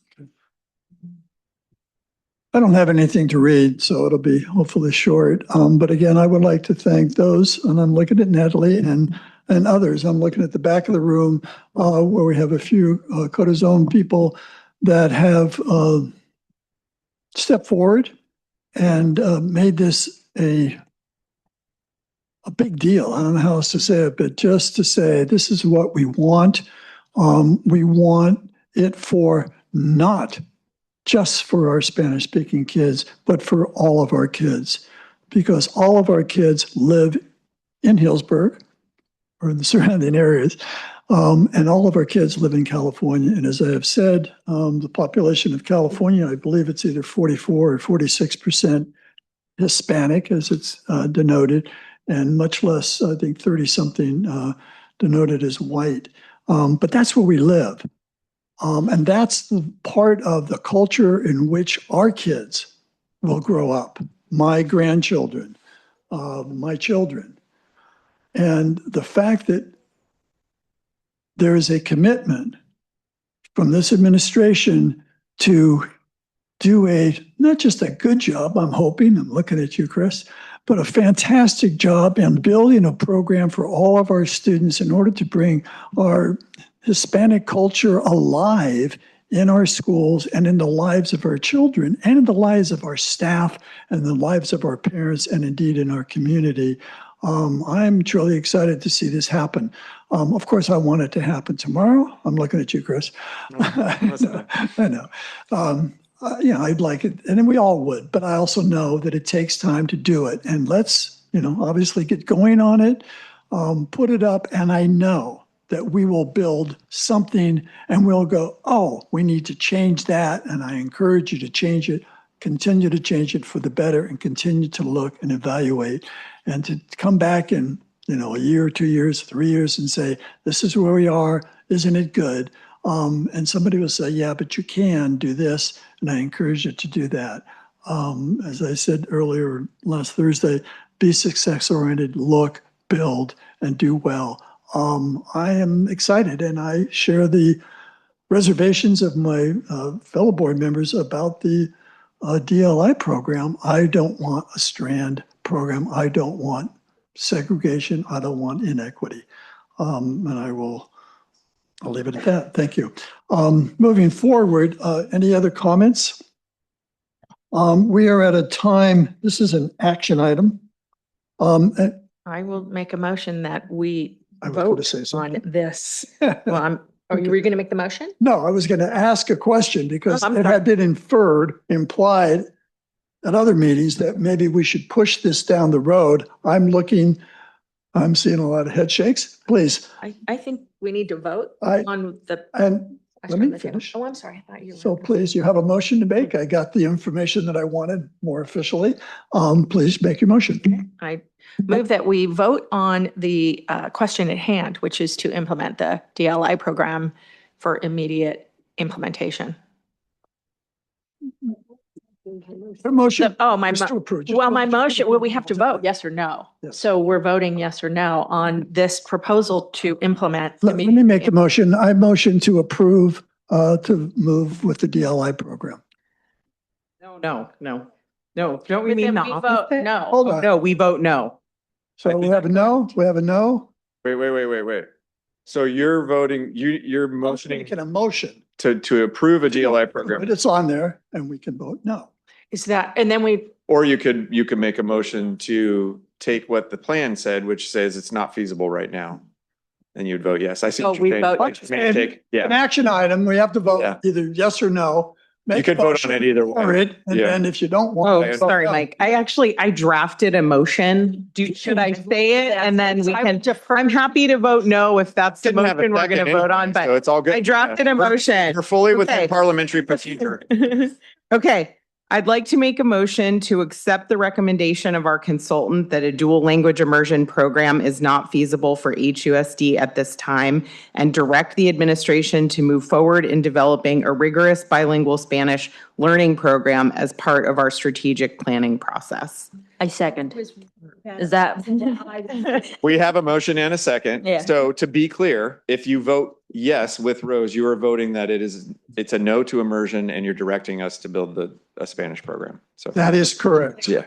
Thank you, Rose. You're welcome. So those in favor of Rose's motion to move forward in the other direction, those in favor of Rose's motion, please raise your hand. Aye. It carries 6, and those opposed to 0. Thank you. And again, you're standing there, Chris. Thank you for your energy and efforts behind all this. I really do appreciate it. And to those in the audience, I sincerely thank you. And I'd say to you, because I know you've heard this before, don't stop now. Yeah. Keep pounding the drum. We have a request for a short break. We will take a short break. We'll return at 8:56. Thereabouts. Oh, my gosh. That is. I thought they wanted a long break heading over to Zeke's in, anyhow, 7:56. So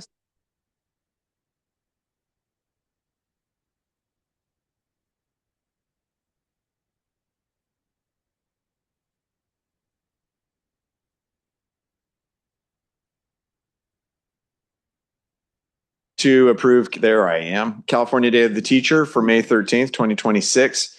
I just want to say over the course of the last week, we've been talking a lot about student achievement. And I talked last week at length about how well our Latino students especially do in our schools, how they are outperforming all other student demographic groups in the county when it comes to certain markers. None of that happens without the teachers. This isn't by accident. It is through the hard work of the teachers the day in, day out effort. You saw the HES teachers talking about testing out different math programs and what works best for kids. That is how everybody approaches their job here.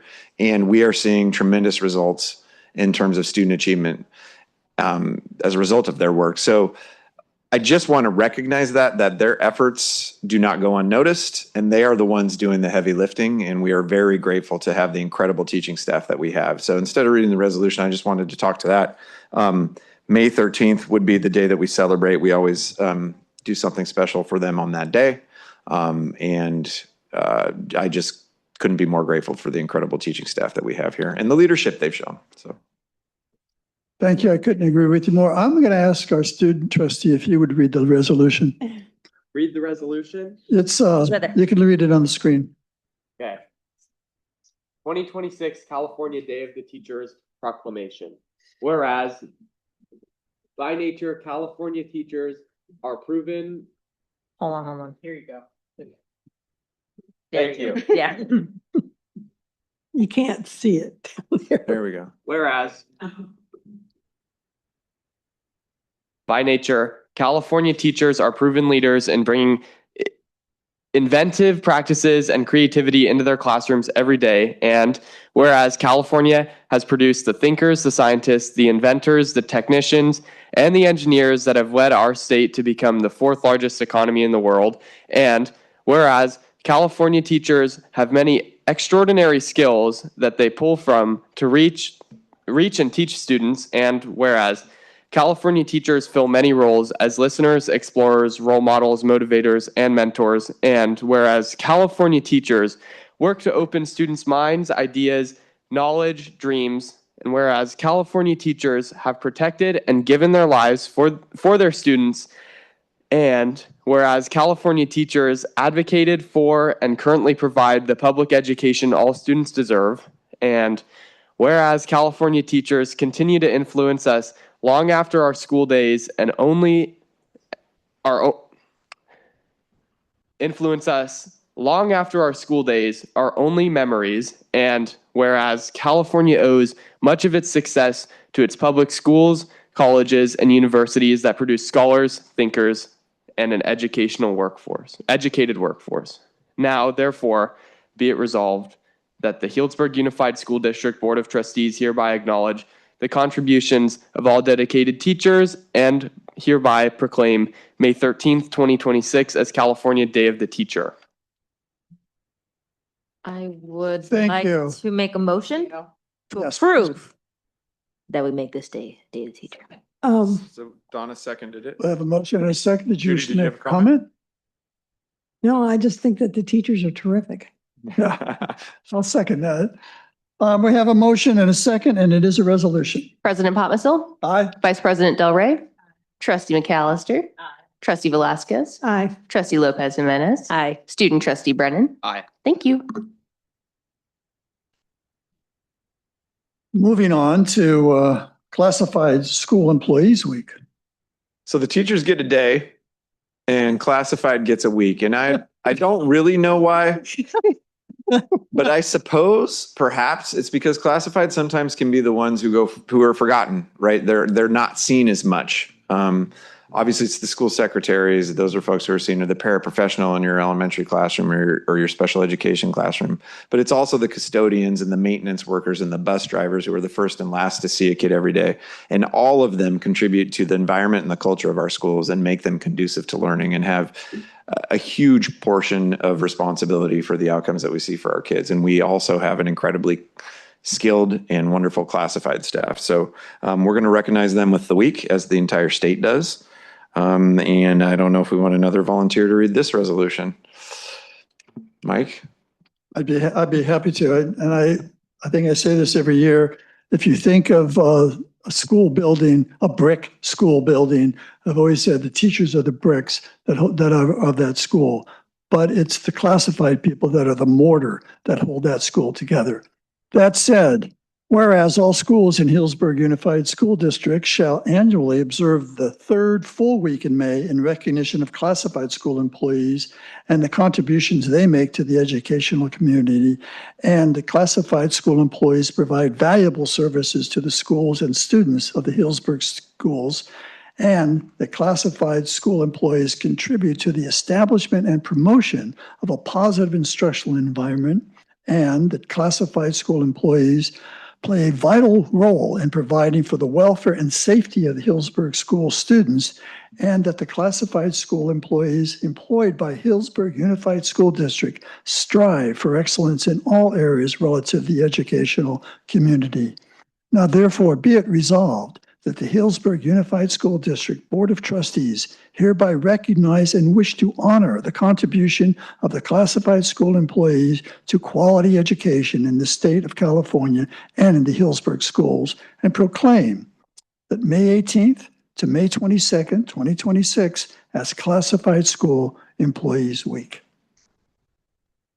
Do I have a motion for this resolution? So moved. We have a motion and a second, and it is a resolution. President Potmissel. Aye. Vice President Del Rey. Trustee McAllister. Trustee Velasquez. Aye. Trustee Lopez Jimenez. Aye. Student Trustee Brennan. Thank you. Thank you. And yes, you may applaud. Okay, we have reports. Is Hada here to report? There he is, Mike Ephraim. So that means I don't have to introduce myself. You already introduced me. That's true. That's good. I might have a story to tell. Okay. It's not going to be a long story because we've had a long night. But it's a success story that I believe comes from the collaboration of HADA and the school district, including the school board. And is that a couple weeks ago, I was part of an interview committee for a high school math teacher of all things. Somebody happens to be leaving soon. And generally, usually in these situations, we are scrounging to get any qualified candidates to apply for a job. We had 6 qualified candidates to choose from. Many of them highly, highly qualified candidates to choose from, including several of them who are saying that they interviewed here they already have jobs, but they came here or they interviewing here because they see Healdsburg as a great school. Healdsburg High School is a great school, but also the pay rate is making a difference, okay? The salary schedule was a drawback for these candidates who are coming to interview. So thank you for supporting that, right? Because without highly qualified teachers, we don't get a great education for our students, and that's what we're here for, right? Thank you. I will add, we had 31 applicants for the math position. They chose to interview 6. So it was an extremely competitive pool, and I echo Mike's sentiments. And we actually, I'll be honest, we're hiring a teacher who left the district to go to St. Helena to make more money and is now coming back to us. No. So good job. Yeah.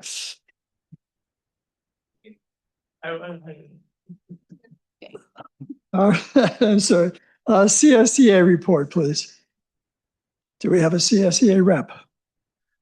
Seeing none, student trustee. Good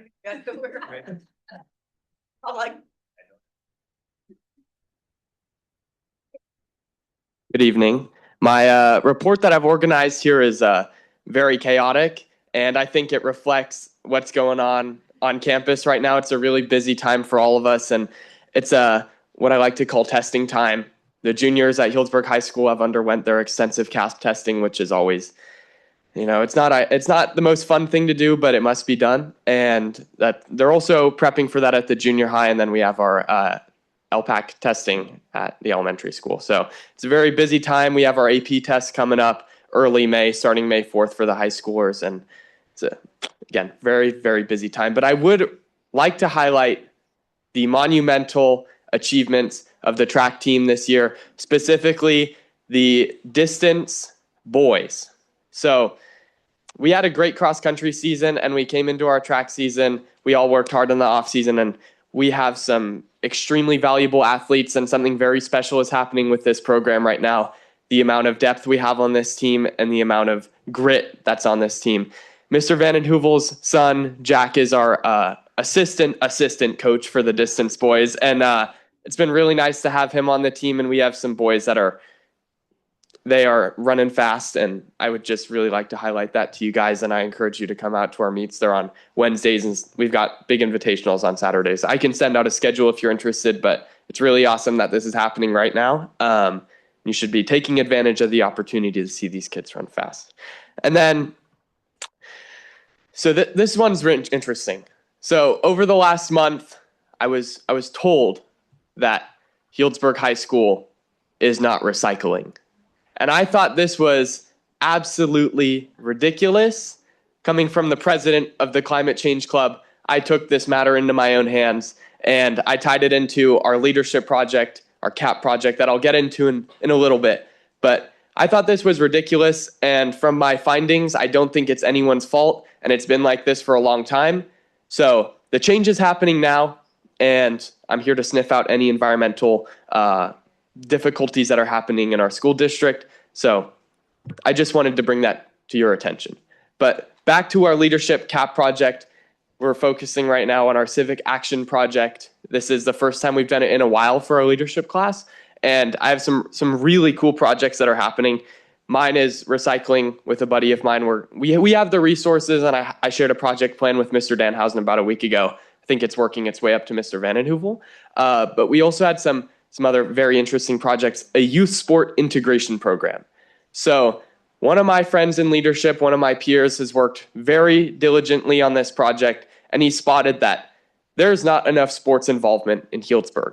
Although our track team is so fast, that's not the same with all of these other sports, and sometimes we struggle to fill rosters, and it's something that needed to be highlighted, and I'm really glad this is happening, and it's coming from a student, not a parent, so it adds to the empowerment of that. And we also have some other interesting projects. It's essentially giving back to the elementary school. We have some students that are focusing on tutoring for elementary students in after-school hours. I think that's brilliant, and it's awesome that that's happening from students again, and from the leadership class, and that opportunity is being made available for elementary school students to get ahead, learn a little extra, and then it's also benefiting those leadership students that are making the project happen. Just wanted to bring a little light to that project, and I know it's a part of the district goals, and getting civic involvement and getting leadership students to really be leaders, and just sharing some light on that. And as I mentioned, I'm Mr. Climate Change Club, and I would, although this was my doings, I'd like to highlight this because I thought it was super awesome. At the start of the school year, the Climate Change Club got a $500 grant from Sonoma Water to purchase reusable water bottles for students who did not have access to reusable water bottles and were using plastic. So you get the idea, reducing plastic. We got the grant, and I got in touch with a Stanley representative who was able to hook me up with some discount codes, and we were able to distribute 55 reusable Stanley water bottles to students who did not have reusable water bottles. So I'm really proud of that, and it couldn't have happened without my awesome team at the Climate Change Club. But again, awesome empowerment moment there on campus from a student. And then at the Wellness Center, like I said, busy time. We're doing our Wellness Week. We're super glad this is happening. First time we've done it. It's got the last week of April. If anyone would like to help, we need some volunteers. We need some help. We're just trying to make this time a little easier for everyone. It's right before AP tests, and it's a time where a lot of kids are studying and studying very, very hard. So glad that's happening. And then at the elementary school, it always brightens my day seeing what they're doing. They're doing some field trips, and they're doing this project. It's essentially a hands-on project where I remember doing this, and it still sticks in my mind. They're watching butterflies transform from caterpillars to full-grown butterflies. And I remember doing this, and it was a super fun project. Learned a lot about butterflies, and I'm glad that's happening. I think hands-on is the way to go. And if I still remember it, I think it says a little something about that project.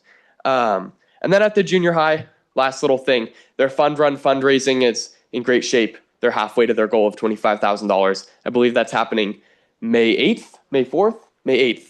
Yeah. And that's all I have for you today. Thank you, Lucas. Hey, track this weekend, is it Viking in Montgomery? Twilight at the JC. Okay. And I actually want to add for track, Teague Jasper is a high jumper, and I believe he is top 3 in the nation for sophomores. Just placed second at the Arcadia Invitational, which is the most prestigious national track meet in the country. So he's also doing a fantastic job. So I would also point out regarding, you pushed my button regarding plastic, that Interact, that the Interact Club on campus collects plastic bags. So just so you know that. So bring your plastic bags to Interact. And Board of Trustees, do we have any reports? I just want to mention that the world famous Greyhound Band is going to Disneyland the first week and in May, and will be recording in one of the studios at Disneyland and having an awesome time in the park.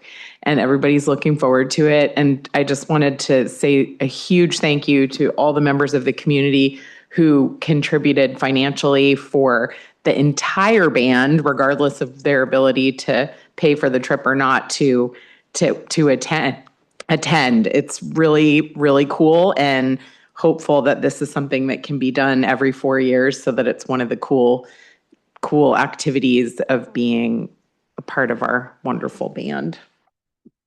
That's great. Any other reports, comments? Thank you.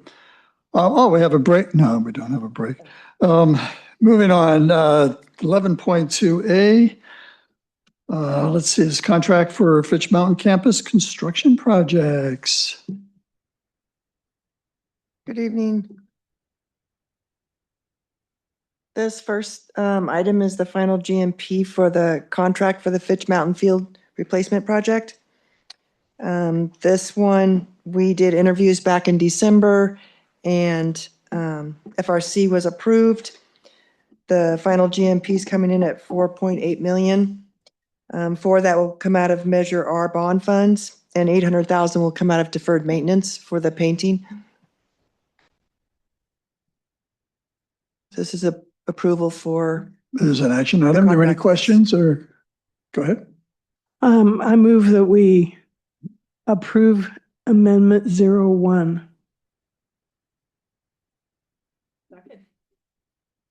We have a motion. All those in favor? Aye. It's unanimous. Moving on, field turf CMS proposal. This item is for the turf field on the Fitch Mountain replacement. This is Field Turf USA, who also did the turf fields at the other sites. And this came in at 482,000. And this is also Measure R bond. Questions or comments? Do we have a motion? I move that we approve the CMAS proposal. And I'll second. Motion and second. All those in favor? Aye. Aye.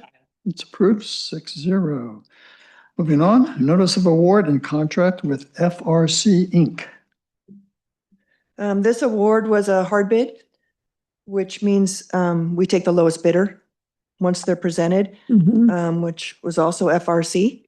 And this is for the junior high monument and landscape enhancement project, which will start as soon as school's out. And it's scheduled to be no more than 64 days, should be finished by August 3rd. I move to approve. And that's Measure D bond. How much was second? That's 369,000. Oh, I'm sorry. We have a motion and a second for approval. All those in favor? Aye. Aye. 6-0. Moving on, notice of award and contract with FRC Inc. This was also a hard bid, and we only had one bid submitted that followed all the guidelines, and this is FRC again. This bid came in higher than we expected. It's at 912,000, and that's due to the timeline, and it's going to be a lot of overtime on this project to get done before the first day of school. And this is for the toilet rooms in the kinder wing. Yes. And it's also doing the floor in the hallway and lighting and a few other things that we've added to make the whole kinder wing look better. I will add FRC is a company that we're familiar with. They did the field at the high school amongst other projects. And so we're very confident in their ability to do a good job. Sometimes it makes me nervous just doing the low bid stuff, but I feel like we're in good hands. Well, Yeah. since this wasn't the low bid. Well, it was also the high bid. Actually, he did come in high. Yeah. And the intermediate bid. Do we have a motion? I'll move that we approve this contract notice of award. Nope, go ahead. Donna's got it. Motion and a second. All those in favor? Hi. We have a 6-0. Thank you. Yes. Yeah, so then we we will- get to vote for our CSBA delegates. So you have I don't. a choice and you could not vote. And so we have 4 people to look into, LaDonna Moore from Wright School District, Nick Caston from Santa Rosa City School District, Mike Cook from Rincon Valley, and Adele Walker from Bellevue. And they would be our region's representative at the CSBA Delegate Assembly. I don't know if anybody has any strong feelings one way or the other. Do we have any comments? I don't even know who they are. Well, actually, I do know who Nick Gaston is. So we're all looking at you, Judy. Nick and Mike, but that's about it. So you said we don't have to, I mean, I don't know enough about it. So if nobody has a recommendation? No. We can not vote. It's fine. So Table it. seeing no recommendation, we Yeah. will have a no vote. I mean, a non-vote. Vote for non-vote. There's one more 11-3. declaration of need.